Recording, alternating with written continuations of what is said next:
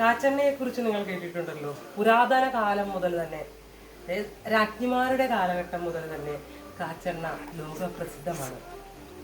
പണ്ട് നമ്മുടെ മുതുമുത്തശ്ശിമാർ ഉപയോഗിച്ചുകൊണ്ടിരുന്ന കാച്ചെണ്ണ ഇപ്പോൾ ഈ ആധുനിക കാലഘട്ടത്തിൽ നമുക്ക് മുത്തശ്ശിമാരുടെ കയ്യിൽ നിന്നും, അല്ലെങ്കിൽ മുത്തശ്ശിമാർക്ക് അവരുടെ മക്കളായ നമ്മുടെ അമ്മമാരുടെ കയ്യിൽ നിന്നും കിട്ടിയ ഈ നാടൻ വെളിച്ചെണ്ണ എങ്ങനെയാണെന്ന് ഞാൻ നിങ്ങൾക്ക് പരിചയപ്പെടുത്താൻ പോകുന്നു. ഈ വെളിച്ചെണ്ണ, ഈ നാടൻ വെളിച്ചെണ്ണ, അതായത് കാച്ചെണ്ണ എന്ന് പറയും, ഈ കാച്ചെണ്ണ എങ്ങനെയാണ് പ്രിപ്പയർ ചെയ്യുന്നതെന്ന് ഞാൻ നിങ്ങൾക്ക് കാണിച്ചു തരാം. അതിനു മുന്നേ ഇതിൽ എന്തെല്ലാം ചേർക്കുന്നു എന്നും കാണിച്ചു തരാം.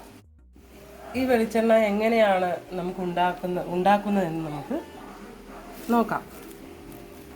ആദ്യമായി ഇതിനകത്ത് ചേർക്കേണ്ട കാര്യങ്ങളെക്കുറിച്ചാണ് നമ്മൾ അറിയേണ്ടത്.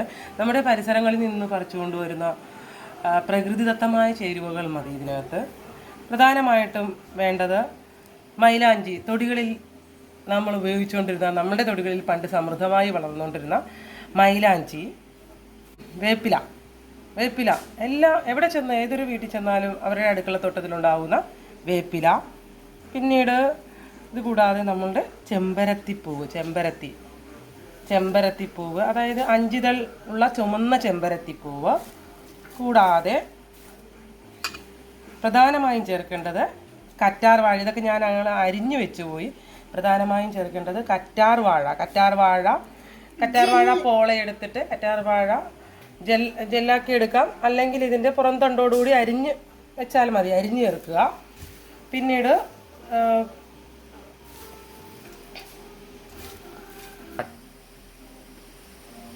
പ്രധാനമായും പ്രകൃതിയിൽ നിന്ന് ലഭിക്കുന്ന ഭൃംഗരാജൻ എന്ന പേരിൽ അറിയപ്പെടുന്ന കയ്യെണ്ണയാണ് ഈ കാണുന്നത്. കയ്യെണ്ണയുടെ ഒരു 5 or 6 ഇതളുകൾ കൂടി ഇതിനകത്ത് ചേർക്കണം. പിന്നെ ഞാനൊരു കാര്യം വിട്ടുപോയി. ഇപ്പം ഞാൻ പോയി അടുക്കളയിൽ പോയി എടുത്തുകൊണ്ട് വന്നതാണ്. എന്താണെന്നറിയാമോ? നമ്മുടെ നെല്ലിക്ക ബുദ്ധിശക്തിക്ക് ഏറ്റവും പ്രധാനപ്പെട്ടതാണ്. കുട്ടികൾക്കും വലിയവർക്കും ഏറ്റവും പ്രധാനപ്പെട്ടതാണ്.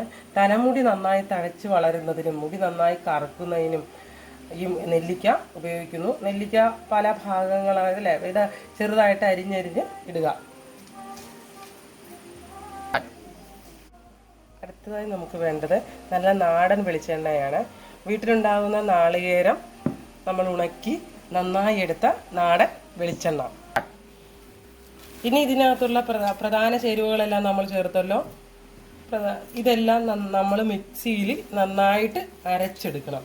നന്നായിട്ടൊരു കുഴമ്പ് പരുവത്തിൽ അരച്ചെടുക്കുക.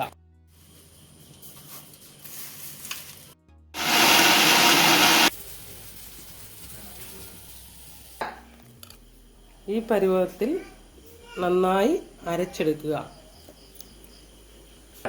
ഇരുമ്പിൻ്റെ ചട്ടി നന്നായിട്ട്, വിറകടുപ്പ് തന്നെ വേണം, ഗ്യാസ് അടുപ്പൊന്നും നമ്മൾ യൂസ് ചെയ്യരുത്. ഇരുമ്പിൻ്റെ ചട്ടി നന്നായി ചൂടാകുന്നത് വരെ അടുപ്പത്ത് വെക്കുക, നന്നായിട്ട് ചൂടാക്കുക. ഇരുമ്പിൻ്റെ ചട്ടിയുടെ പ്രത്യേകത എന്താണെന്ന് വെച്ചാൽ നന്നായി നല്ല കറുത്ത നല്ല വെളിച്ചെണ്ണ നമുക്ക് കിട്ടും. അതുകൊണ്ട് തന്നെയാണ് ഇരുമ്പിൻ്റെ ചട്ടി നമ്മൾ ഉപയോഗിക്കേണ്ടത്. ആദ്യം ഈ ചട്ടി നന്നായിട്ട് ചൂടായി വന്നിട്ടുണ്ട്. ഇതിനകത്തേക്ക് നല്ല വെളിച്ചെണ്ണ ഒഴിക്കുക.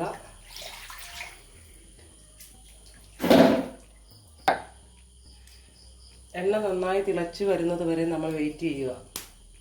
നന്നായി എണ്ണ ചൂടായിട്ടുണ്ട്. ആ ചൂടായ എണ്ണയിലേക്ക്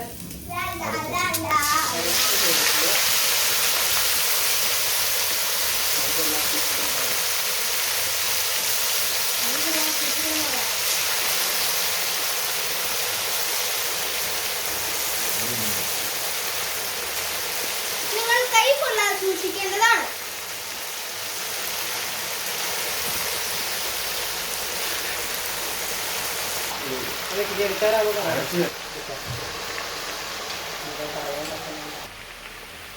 നന്നായി തിളയ്ക്കുന്നുണ്ട്. തിളയ്ക്കുന്ന എണ്ണയിലേക്ക് നമ്മൾ സ്പൂൺ വെച്ച് നന്നായി ഇളക്കുക. ഈ തിളച്ച് വരുന്ന ഇതിനകത്തുള്ള ജലാംശം മാറി വരുന്നത് വരെ നമ്മൾ വെയിറ്റ് ചെയ്യണം. കാണിക്കാൻ കുഴപ്പമൊന്നുമില്ല.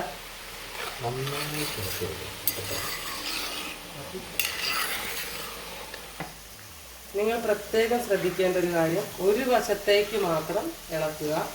ആ ഒരു പൊസിഷൻ വിട്ട് വേറൊരു സ്ഥലത്തേക്ക് മാറ്റി നമ്മൾ ഇളക്കരുത്.